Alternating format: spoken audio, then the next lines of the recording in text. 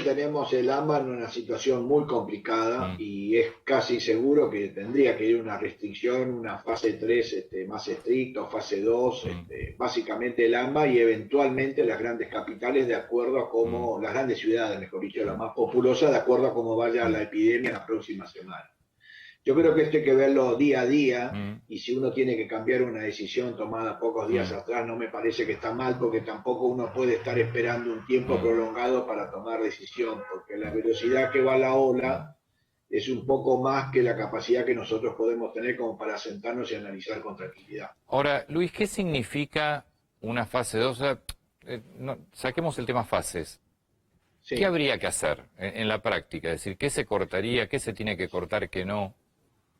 El de granulado es, digamos, un poco difícil, pero de alguna manera un control mucho más estricto de lo que tiene que ser todo el transporte, pensar en una reducción con la escolaridad y sobre todo tener mucho cuidado con el antes y el después de la escolaridad, lo que yo siempre venía diciendo, un control de la población no es lo que ocurre dentro del aula, sino que es lo que ocurre en la previa y en la posterior al aula.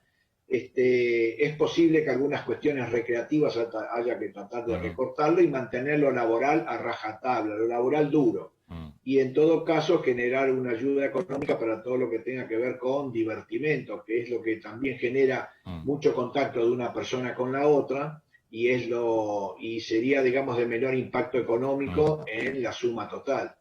El transporte público también me parece que ya se están tomando algunas medidas y una cosa que es mía, que me parece que va tomando cuerpo, es que tenemos que usar barbijo todas las personas, todo el tiempo y en todos los lugares. Ahora, Es lo que, sí. por estándares internacionales que tú has mostrado, Antonio, te apelo a tu propia bibliografía de la Universidad de Washington, la movilidad de gente y sobre todo el uso de barbijo, lo que más discrimina si te va bien o te va mal.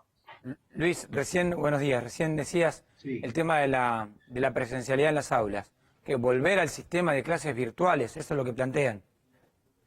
No estamos todavía conversando eso porque queremos mantener a rajatabla esa situación, pero si la situación en un momento se pone muy complicada, hay que ver, a lo mejor se pueden hacer menos movimiento, los aforos hacerlo más pequeños, que se movilice menos gente, porque la escolaridad mueve mucha gente, no es lo que ocurre en el aula. Lo que ocurre en el aula con los docentes me parece que es una cuestión que tiene que ver con los gremios, pero no con la realidad. Es el movimiento global de gente que se moviliza.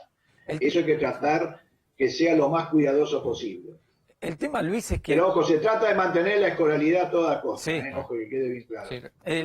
Entiendo lo que planteaste recién, de que si el panorama cambia tenés que cambiar las decisiones, pero también es cierto que el sector político, cuando uno habla, dice, bueno, hicimos la verdad que se hizo una puesta en escena que entonces fue un cierre que ayudó, que sigue todo igual. ¿Cómo viste las medidas que se tomaron la semana pasada? Para mí las medidas de la semana pasada son un poquito austeras, digamos. Me parece que ahora la gente se está interiorizando un poco más. Yo sería más estricto, por ejemplo, en el control de la calle.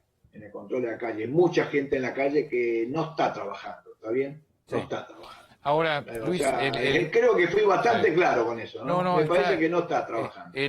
Y además genera un modelo muy complicado, ¿no? Hay gente que hace tremenda manifestación y yo tengo que estar medio encerrado. Eso genera una discordancia psicológica. Lo que pasa es que ahí, Luis, nos vamos a meter en un tema político, es decir... Yo digo, es lo que yo pienso, Antonio, es lo que yo pienso. Pero está perfecto, pero yo coincido, ¿con qué autoridad un gobierno me va a pedir algo a mí cuando no es capaz de controlar lo que pasa en la calle?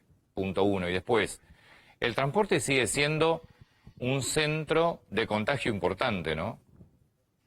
Sí, el transporte sí, pero acá con el transporte, digamos, importante, me hiciste acordar eso, se queda que claramente estén todos con la ventanilla abierta y el que tenga frío, bueno, lamentablemente que se abrigue un poco Claro, hay que más. empezar a sacar las ventanillas. Cuando yo tomaba el transporte cuando era muy joven también así me moría de frío, no había calefacción en los hornos, no había calefacción por la duda.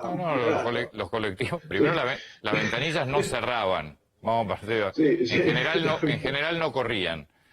Pero no estamos viendo colectivos que les hayan sacado los vidrios, están sellados, los seguimos viendo cerrados, o sea... Bueno, por eso hay que hacer un sistema de control de todas esas medidas que se tomaron, hacer un sistema y que se cumpla.